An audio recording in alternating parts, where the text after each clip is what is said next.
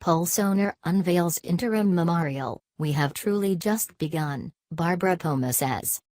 The interim memorial to honor the victims and survivors of the Pulse nightclub massacre was unveiled Tuesday by the On Pulse Foundation.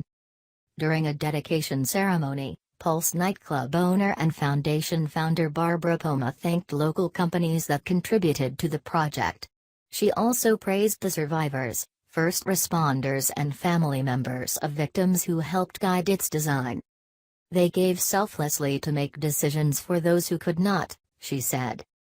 The interim memorial at Pulse nightclub, 1912 South Orange Avenue, opened to the public at 3 p.m., just more than a month before second anniversary of the mass shooting that claimed 49 lives and injured dozens. A collage of colorful photos and commemorative art, including mini images depicting LGBTQ pride events and vigils held after the 2016 massacre, adorn the wall that now wraps around the nightclub. Visitors can sign a guest book and leave a message at the digital board in front of the mural. They can also leave their signature under the Black Pulse sign along the roadside. In a statement, Foundation said it hoped the temporary place will give families, survivors, first responders and the thousands of people who come each year a space to pay their respects and reflect. Planning and design for a permanent memorial and museum is underway. Poma quoted the Dalai Lama in praising the community's support for the memorial project. He says, "Love and compassion are necessities, not luxuries. Without them, humanity cannot survive." I really do feel that everyone here is a reflection of that statement. Poma said the design emerged directly from the input of those affected by the Pulse massacre. "Everything you will experience here is intentional," she said.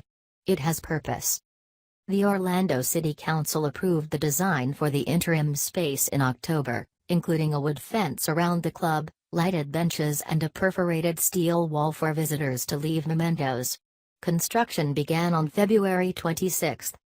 The foundation has been working with the Orange County Regional History Center to collect and preserve for the permanent memorial the various works of art, messages and other remembrances left behind at the site by visitors. Christina Height, president of Dix. Height Plus Partners Landscape Architects, which donated its services, said more help will be needed to make the final version of the Pulse site a reality. "We need all of your help in reaching our dream for a permanent memorial museum that meets the vision of all stakeholders," she said. Poma stressed that the interim design is just that, and a long road lies ahead. "I ask you to realize that we have truly just begun. This is our responsibility. It is our legacy for all future generations," she said.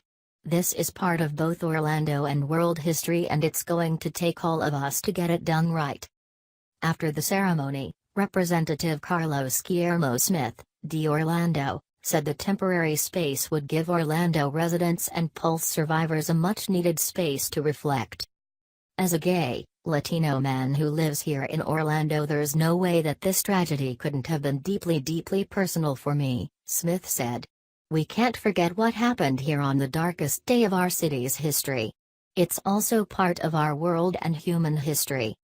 But the celebration also brought back difficult memories for Carla Montanez Rosario, whose friend Leroy Valentin Fernandez, 25, died in the mass shooting.